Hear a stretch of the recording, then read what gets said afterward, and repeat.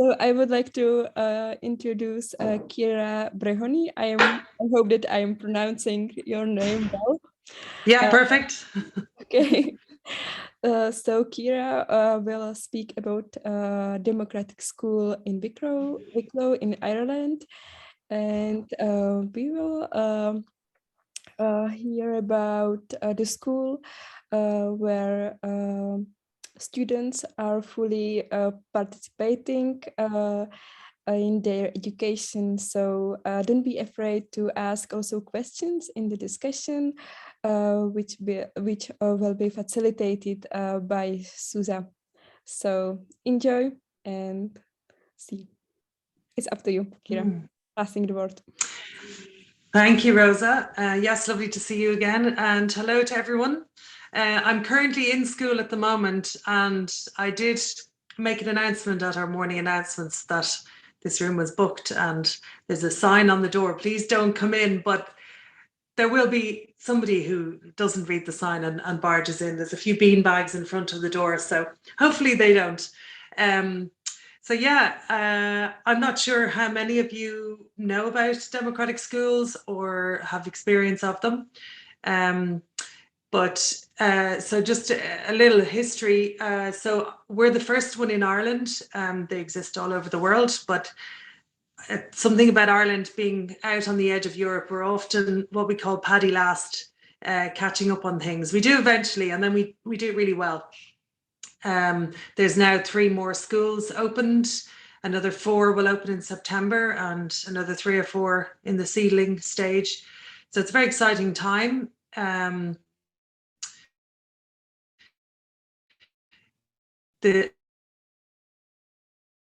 We're now in our 7th year, a really interesting journey for me personally, because I didn't know these schools exist. Sorry, Ciara. I'm afraid the connection is unstable.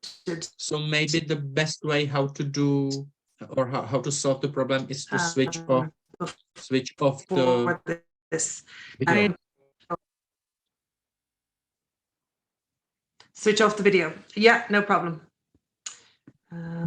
Okay, I hope this helps. And I can still see most of you. So I'll let whoever is better. Okay, great. So yes, we're in our 7th year. I don't know how much you missed of the first bit, but I'm just framing it for you, giving a context to what we're doing. And apologies about any background noise, squealing as people run past.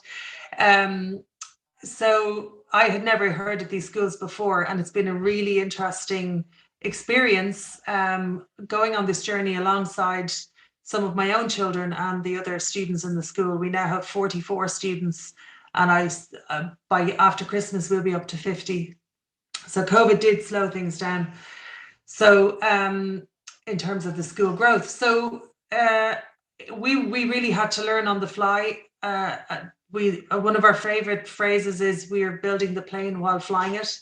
And it really does describe our learning journey in this, but it's been incredibly empowering and challenging as a mother, especially given that I'm a mother in the school as well as a staff member. So it's not always, I think I'm pretty good at keeping the staff hat firmly on while I'm in school. But one thing we do often say to parents is that it does come home with the children. They bring it home and they start to see it coming into their home life as well, around decision making and having a voice.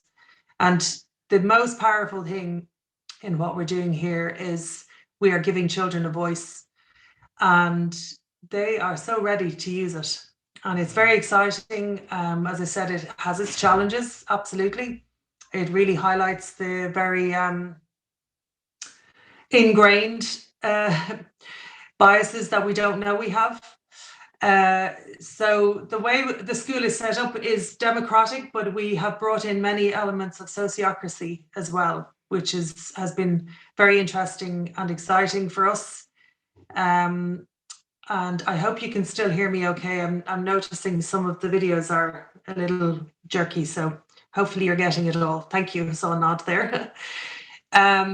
So yeah, the essentially all decisions in the school are made in the school meeting. There's no hierarchy, there's no principal. It's hard to convince outside authorities that there's no principal, and sometimes one or other staff member has to sort of step in and hold that, say, yes, I'm the principal, and sign something. Okay, everyone has frozen for me. Can you still hear me? But we can hear you clearly. Okay, It's great. okay. I'll keep talking then. Thank you. I trust that somebody will wave or something at me, or if you can't. So I've lost my train of thought there. So essentially the running of the school is, as I said, non-hierarchical. So each of us gets, well, the way we started out is one vote, one voice, one vote on everything. The only time the staff can override the students is to do with health and safety, which of course you would expect. So we're not using votes now anymore. We're using consent, which is different to consensus, which has been a real game changer, I think, for a lot of us. All the decisions, the school meeting happens twice a week, and everything to do with the school goes through school meeting. Every decision, whether it's what we spend our money on, what we do with our resources, where we go, what decisions are made regarding how we interact with one another, how we behave with one another. It's been a journey of evolution. We have, as I said, brought in elements of sociocracy. So there's the students and the staff equal. And yeah, so I see there's questions coming in there, which if somebody wants to translate for me, I think they're questions. Or will I keep talking? No. They are just writing into the chat like some technical issues. So don't worry. Okay. I would read them and ask them. Great. So don't worry. No problem. Thank you. So the interesting thing is that the students are totally in control of their own learning, what they learn, and how they learn it. We know, of course, that everybody learns differently, and learning out of textbooks is not the way everybody learns best. So the beautiful thing about working in this way with young people and children is that we meet them where they're at. And sometimes that is helping them figure out the best way that they learn. For some, it's very physical and hands-on, and for others, it's very much setting a deadline and studying for something. And there's many iterations between those things. So yeah, the interesting part is that students often still want to learn the quite traditional subjects. They're in the mix, but there's a lot more opportunity for specialization, which some of us just are specialists. Some of us are generalists. I'm a generalist. I always have many things on the go that I'm learning, where there's some of my own children who are specialists, and they get very, very focused. And the lovely thing about these kind of schools is that they can do that. They can really dive deep. They can spend time learning about things they actually really care about, which often then leads to other things. And there's always invisible learning that happens when they don't even realize. They think they're cooking their lunch, but actually they're doing maths and science, and they don't know. And I'm aware that this conference is particularly around environmental education, and it's been very interesting in the context of our school to really allow children to. We don't have, a curriculum. We can co-create our own curriculum of whatever it is that people are interested in learning. So our environmental club, which is called Earthlings, is very much focused on learning about this. And this is just an example of how we do things in the school more broadly. I'm just using this as an example. It was the young people coming together and talking about the fact that they felt overwhelmed with the bigger picture of climate change, and how do we address that or empower ourselves without freaking out, basically.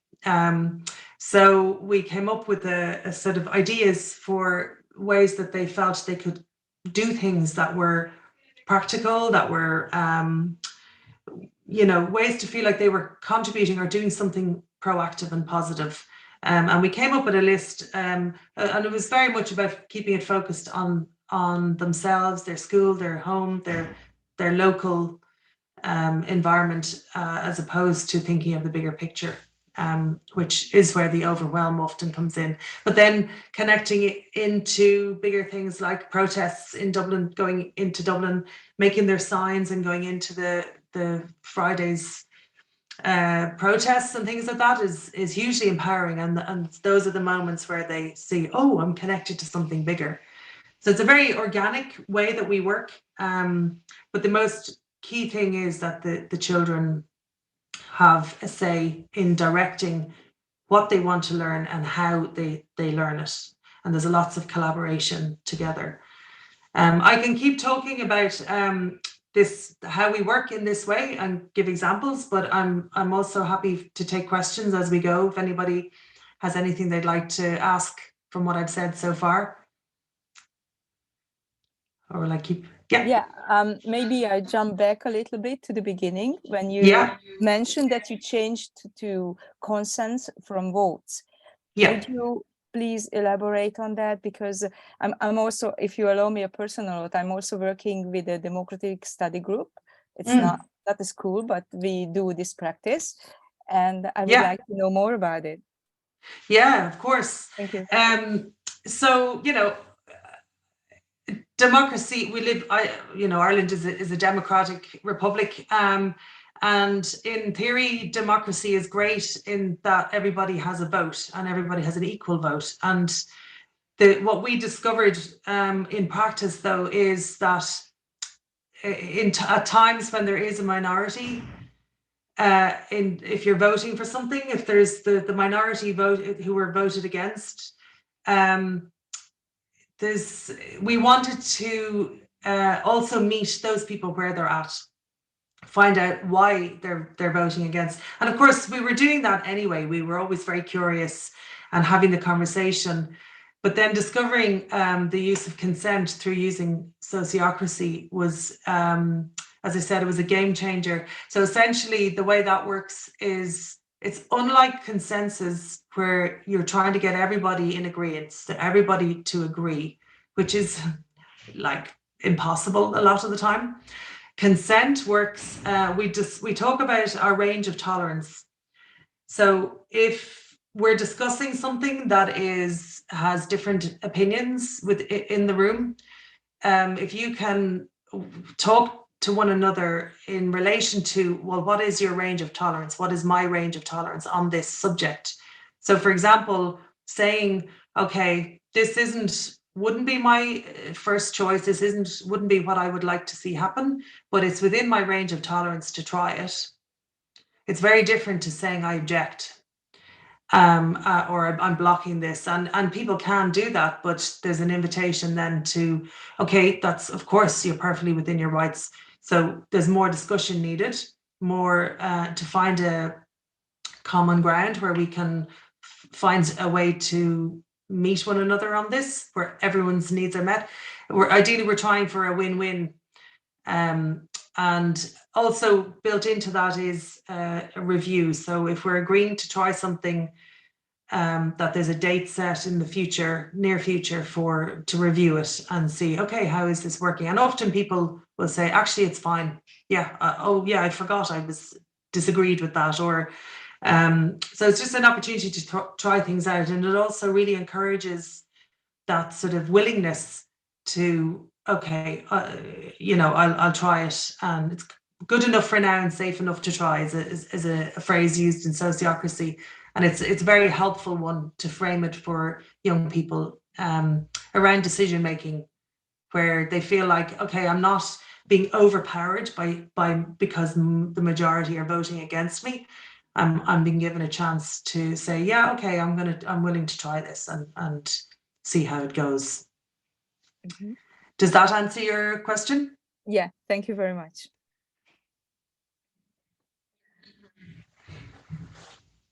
Thank you.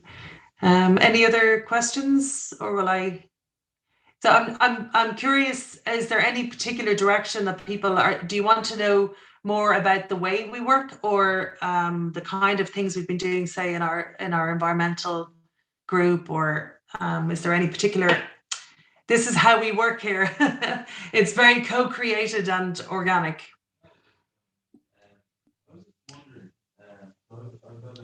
Okay, so everybody's happy enough to just listen to me talk about our school and how we do things. That's fine with me. I'm always happy to talk.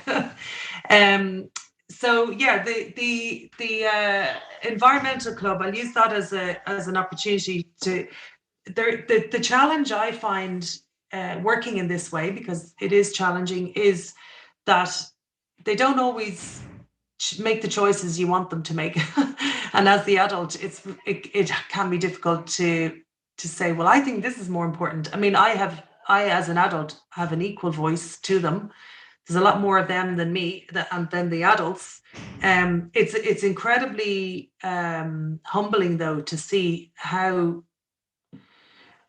they're almost without fail. They've never made a decision as a group that we've gone, oh my God, how's this going to play out? This is, and sometimes you do have to kind of just step back and go, well, they have to find out for themselves. They have to discover for themselves what, the result of a decision is going to look like, and how it will affect them or the rest of their school.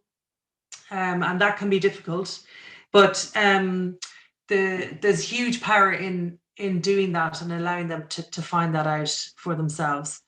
And so the environmental club is a good example, as I said, because for me it should be top of the list, this subject that they need to know about. I want to empower them in that way. And at times, and actually at the moment, we're going through one of these phases where a lot of the strong voices who were interested in this subject graduated last year, and so now you're kind of back at starting from scratch again. Now there's a couple of people who were interested, but they weren't drivers of the subject. So now we're back to having to re-engage people and kind of in some way, sell the idea to students that they need to know about this stuff. And often they're too excited by being in this environment, but if it's new to them, to discover other things for themselves, and it's not top of their list. So we've been looking at ways to kind of bring it in more sort of, I don't know what the word is, more organic ways, just in writing proposals for the school meeting and bringing in practices to our school that support a more sort of green awareness and environmental awareness, but it's not always easy. So a lot of the things that we've been sort of focusing on, things like communal meals, and I think Rosa, you were there for one of those, where we decided to have a big meal for the entire school community, but that all the food we got for free somehow. It was all repurposed food, as it were. There was a number of ways people acquired it. Some were things they had grown in their gardens.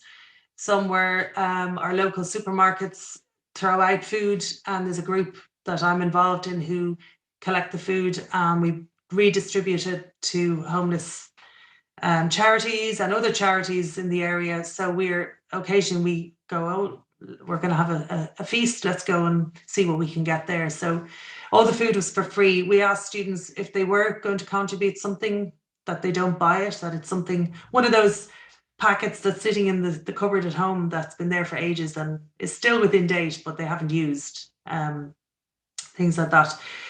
So really just focusing on those kind of fun activities, but you're also having the conversation as you're doing it around bringing their awareness to why we're doing it. And it's just fascinating, the conversations that come out of these activities. Another thing was students asking about mending things. They wanted to know how to fix things. We have a sewing group that one of the activities we do is learning how to mend clothes.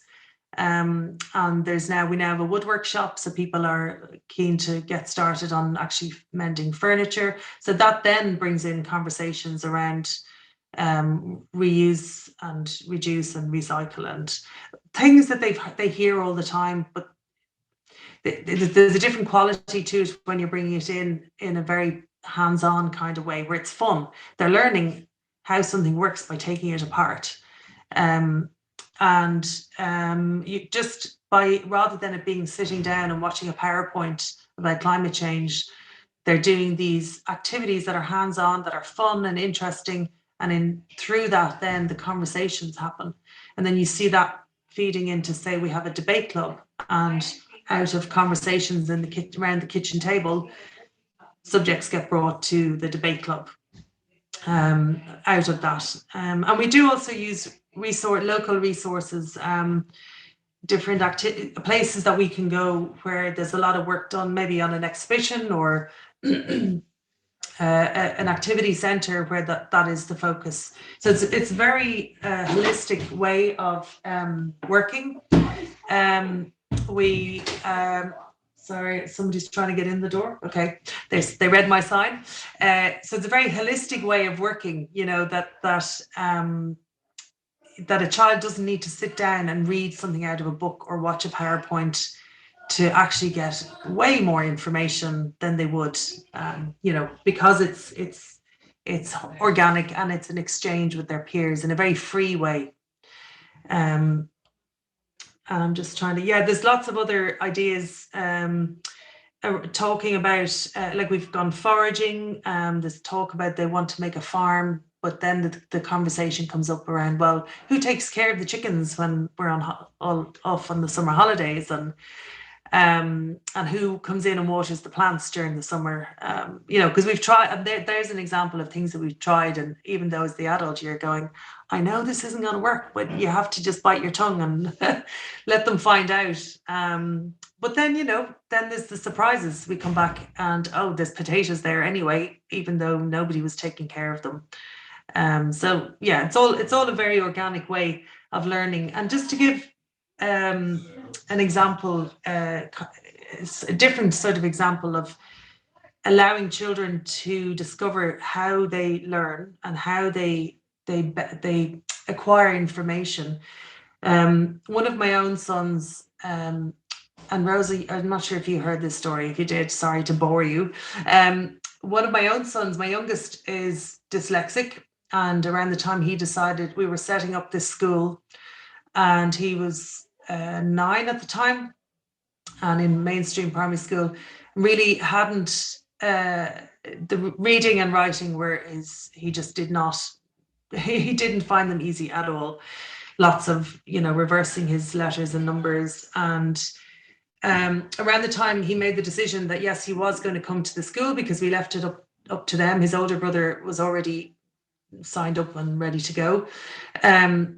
But at that time I said to him, okay, great, we're going to finish out your primary school. It's only a couple of months, but during that time, you know, from this point forward, your education is your own. You're in charge, and that's it. I'm handing this over to you. And he woke up a few days later and said, I'm going to write a dinosaur encyclopedia. And I was like, okay. He had liked dinosaurs when he was little, and we had a lot of books from his older siblings, but none of them had all of them in one place. So he decided he was going to do this. So we just stood back and let him do it. And it was incredible to see. He was on fire. This child is a specialist. He is a singular person who goes after one thing in great detail. But he spent the next few months creating this encyclopedia. We still have it. It was actually done in 2 parts. He copied drawings and the names of all the dinosaurs, but also, and his drawings were incredible by the end of it. But aside from that, he was watching the TV show Walking with Dinosaurs. He was playing a game on his iPad. He was visiting museums and seeing skeletons. So it was a really holistic way of doing it. And then in the middle of the summer, and like he was literally waking up and the notebook was under his pillow, and he would sit up and start drawing, and he was at it until going to bed. And then one day he said, "I'm finished," and it wasn't actually completed, but he did go back the following January and complete it. But what we realized was that at that point where he said, "I'm done," he actually had taught himself how to read and write without any input from us. And that was a real moment for me where I realized actually what happened here was his intrinsic motivation to learn was fired up, because somehow he knew he needed to learn to read. And so he found a topic that was fascinating to him, and he just dove in deep. And the fact that he was able to do it in such a holistic way, whether it was, watching the TV shows or interactive games or activities, and then the sitting down with the pencil and drawing and copying out these big long words that I to this day can't pronounce, these dinosaur names. But that was very key for me as an educator then going forward, to really sort of see that is the way that, like, if you can tap into that for the individual child, how they learn, or what's their motivation for learning, that it's not somebody outside, an adult, telling them you need to learn this. And this is where, for me, around, say, environmental education, it's I have to stop myself from saying you need to know this, this is really important. And so it's a bit of a challenge to find that way in, but this creative list that we put together was how we did that. They all brainstormed, and it was only a small group of people who signed up for this Earthlings Club, and we sit down and create this brainstorm list at the start of the term, decide which were the activities we wanted to do, and then, as I explained earlier, came to it in a very organic way, or sort of, different ways in for different people. For some people it needs to be very hands-on, planning an activity and going out and getting the resources, and then for others it's the doing, and for others it's just showing up at the end and going, "Oh, what did you guys do?" And just getting it in a little snapshot then. So this is the process we went on, and this is how we did this and reached this point, and then they have the information. That's enough for them. And for me to kind of get over that feeling of, oh, they come in at the end when all the hard work is done, and we're presenting something that's kind of finished, in inverted commas, and they're just coming along at the end. But again, for me, recognizing that that's how they do it. They want a little snapshot with like a little complete package with the information, and they take that, whereas somebody else needs to be there hands-on with the process. So yeah, that's just been a very interesting journey for me as an adult, to let go of my preconceived ideas of how we should learn and how to do that. And this is coming from someone who, I'm not a linear learner. I'm a visual person, and I need to do to learn. But then actually broadening that out even more to sort of see to have that curious mind about, well, what works for other people. Any questions? Yeah. Can I have a question on how do you, I mean, you mentioned some feedback you're giving on their learning, but do you have a system for it, or this is just a kind of occasional thing? How do you? Yeah, that's a very good question. There isn't a system as such, because we're such a small school. It's possible to do this. I'm aware that if I was one teacher in a class of 25 or 30, as is the case in mainstream school in Ireland, it would be very different. But because we're such a small school, we have 7 staff members and then 44 at the moment students. So we each of us we're like a connection staff for, so we'll each be assigned 6 or 7 students. And we check in with them at the start of the year. Certainly with the older ones, we'll come up with a plan. We do have a system in the sense that with the younger ones, it's play. They just want to play, and it's about sort of engaging with them in different ways. And then as they get older, they start to get more focused. And certainly the in-between sort of, I suppose, 12 to 14, 15, they're often a little bit, because they're no longer playing, but they're not quite ready to get really focused the way the older teens do. So that will often be the period of time where it takes a bit more work or input from the staff. But essentially at the start of the term, we'll have a check-in with each student and sort of come up with a plan. What's their plan for the year? And some of them are like, no, I don't want you to check in with me. Just leave me alone. I'm just going to get on and do my own thing. And they know they can. We also obviously have casual kind of check-ins throughout the term, just having a chat in the kitchen or in whatever room they like to hang out in. So there is a formula in a certain way where we're just asking about their goals and ambitions for the year, and how do they want us to help them. Do you want me to give you a poke every now and then and find out where's, how's that project going, or how's that goal you set for yourself? And some of them really want that. They're like, oh, I'm terrible, because it's such a social space. They'll often find themselves just hanging out with their friends, which is great. There's a lot is happening when they're doing that. A lot of social learning and interaction, and that's incredibly valuable. But sometimes then they reach the end of the term and they haven't done the things they said they would. And so the next time they'll come back in and go, no, actually I want you to give me a kick and say, yes, how's the deadline coming on? Or how do you need to help to break that down into bite-sized chunks to work your way through? So it's really, and then you might have another child who will just set the goal, tell you they're going to do it, and then they just get on with it and do it. And then at the end, they want to, present it and get feedback. And then others who just want to be left alone, as I said. So the process, that there is an initial sort of framework of questions, and then we take on board whatever it is they need from us in terms of how to learn, or what kind of support we can give them. Does that answer your question? Yes. Although I wonder, is there any evaluation or just the personal or exams? Yeah. We don't provide any exams or evaluations other than if they want them. And we do, some students who join the school, certainly older students who come in from mainstream, maybe they decide they can't be in mainstream for whatever reason, but they still want to do the mainstream exams, which they can do.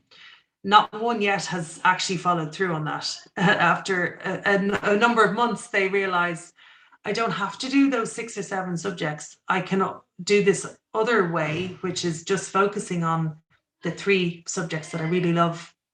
And we're lucky enough in Ireland that we have a system. It's like a college system between secondary school and 3rd level sort of university, where they can go and do a 1-year course or a 2-year course, and they get points for that, which they can then use to apply for university. So we're very lucky that we have that system. And when they realize that, they often, as I said, no one has yet. Oh, sorry, one student has. One student, his final year, he actually decided not to come back, and he stayed at home. It was too social here for him. He stayed at home and homeschooled his way through with his mum the Leaving Cert syllabus, and did his Leaving Cert, which is our final exam. So he's the one now that has done that. But most of them use this other system, exam system that we have, that they do out after they leave here. So within the school, we don't, any evaluation that happens is asked for, or we can offer it and say, would you like us to evaluate what you're doing? And they have the option to say yes or no. we do twice a year, we have sort of an event where students get to present their work, and the families are invited to come in. And it could be, for some, it's having an exhibition of their artwork. For somebody else, it's an essay they wrote. Other students have given presentations on subjects they know a lot about and they've learnt a lot about. Music performance, plays, like in foreign languages, we did that one year, a number of students who were learning Irish, which is not spoken terribly widely here, or at least not in a very fluent way. Sorry about the background noise. Their way of learning was to put on a play about zombies in Irish, and that was their way of. So they're really, as I said, co-creating every part of their curriculum. And some students do use like traditional academic textbooks and work their way through those. Absolutely, there's always those students who want to do that. They like to see that measurement of completing a chapter and being able to answer the questions. And they can get papers from previous Leaving Cert exams from previous years, and that's a way for them to be able to measure, how good do I know this subject? How well do I know this subject? And how good would I do in an exam? So yeah, that's about the extent of what we offer in-house. That we are considering actually offering the sort of the level of exam that they do, as I mentioned, the colleges between the Leaving Cert and third level. There's an option for us to provide the previous level, a level 4 as opposed to a level 5. It's a huge amount of work for us to put in. So maybe when the school is a little bit bigger, we might offer that, but at the moment we don't. Thank you. Any other questions there? If not, I would like to ask you if you could clarify what is the role of the educator or staff members of the school. Yeah, thank you. Great question. So yeah, we see ourselves as facilitators, and at the moment that we don't have anyone on the staff who have an education background.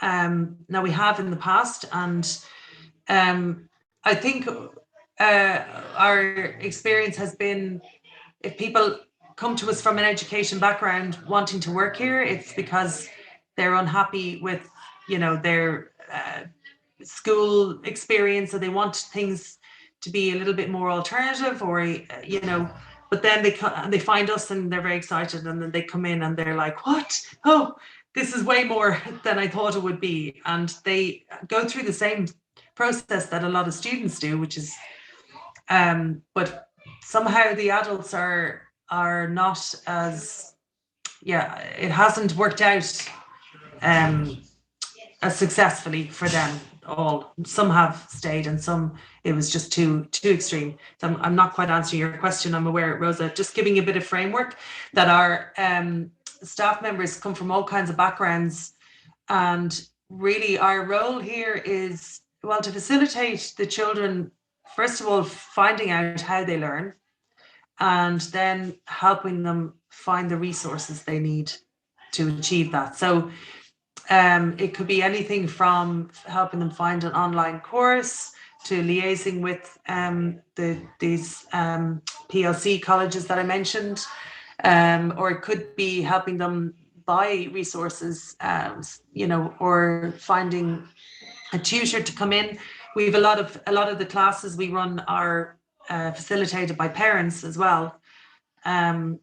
So really, the role of the staff here is to help the children find what they want to learn and how they learn it and what they need to achieve that.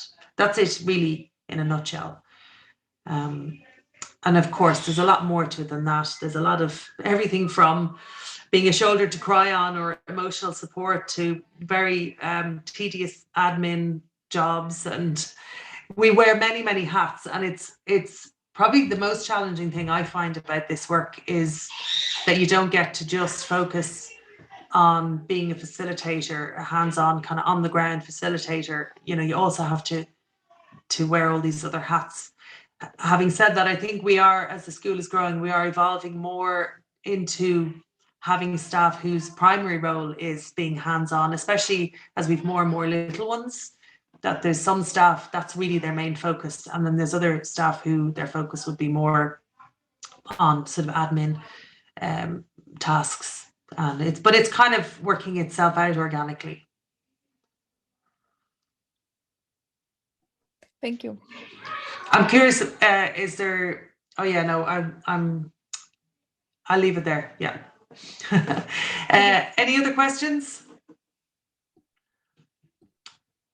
Yes, Paula? Sorry, if I ask for something you were just mentioning before, because I couldn't be here from the very beginning.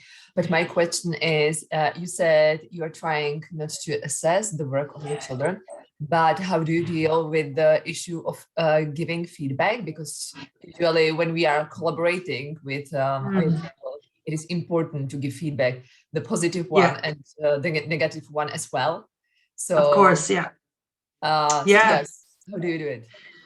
Yeah, no, that's really, it's absolutely essential. I agree. And one thing we do is sort of check in first. How do you like to receive feedback? And we do this among ourselves as staff as well, because I think that's the key thing is, some people are just like, just tell it to me, just tell me what, whether it's good or bad, I want to know. And other people are like, oh, no, just, like sugarcoat it for me, please.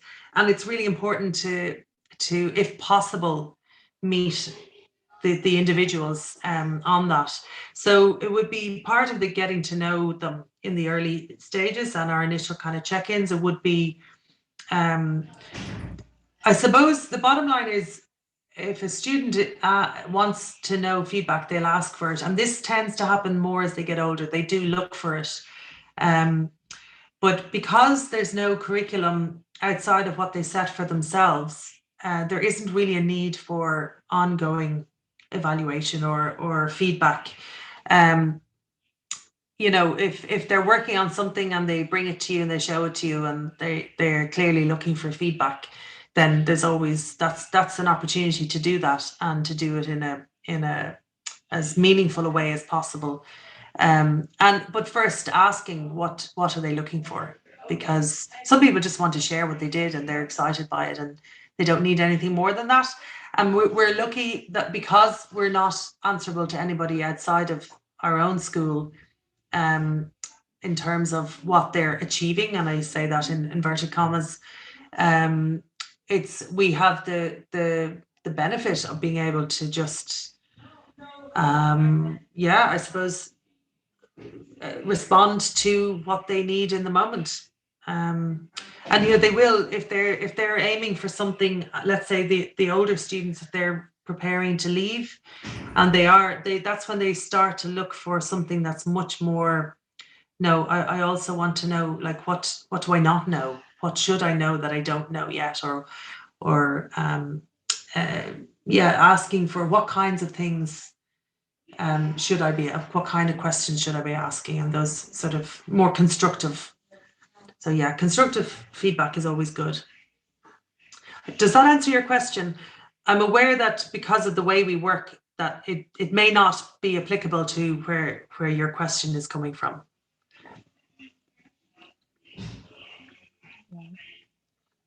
Okay. Thank you. And any more questions? Maybe I have one again. Yeah. You just mentioned that you had students graduating. What are the experiences coming from them? How they cope with higher education, if they entered higher education, and how can they fit into other systems? Yeah, a very good question. So so far we've had 14 students have graduated over the last 3 or 4 years. So we are very small.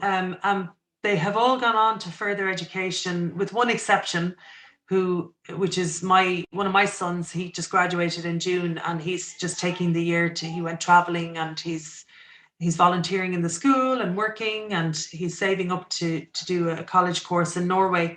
But all the others went through these PLC colleges that I mentioned. They went on and some of them just did a 1 year or 2 year course there, and then went into a career, and then others used that to go on to third level. What the feedback we've been getting is, because they have the opportunity here to learn things like critical thinking and research skills and how to write essays, all the stuff they want to know. What do I need to know going to third level or going out into the world? And there is classes offered on these things, and as the time comes for each of the older students, most of them come along to these classes, and so they're going out with a lot of just by being in this environment. There's an immense sort of personal growth in the area of critical thinking, and sort of like they love nothing more than spending an afternoon sitting around the kitchen table, like having philosophical arguments about things, and then formalizing it in a debate club, and in a very sort of productive way, in a very sort of okay, how do we make better arguments? How do we see when somebody else's argument is not solid?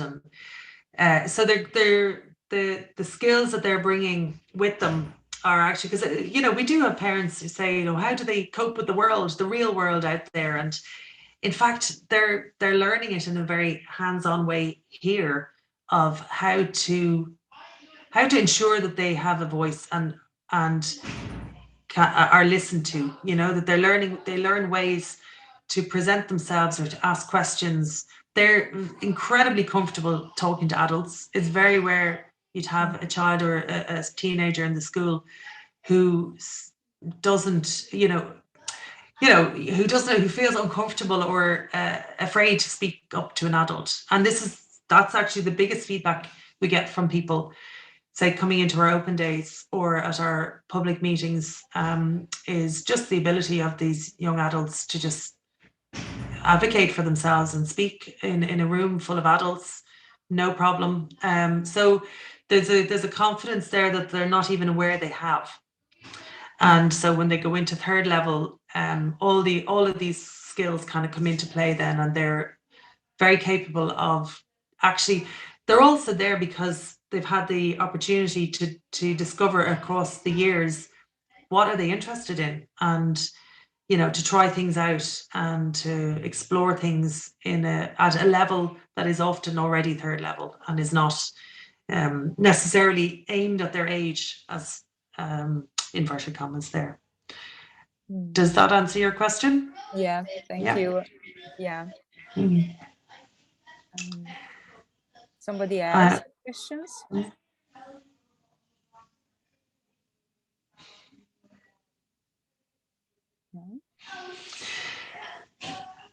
Yeah, I'm just aware of time. Oh, Pavla, is it, or Paula? Yeah, sorry. Go ahead, yeah. This question is related to the parents. Like, what are the biggest worries in your experience, the worries of parents? Because my nephew, he is attending democratic school, and his mother, he's all the time unsure. She's unsure if the volume of knowledge would be enough to create the general knowledge, for example. So my question is, what is the biggest worries of the parents in your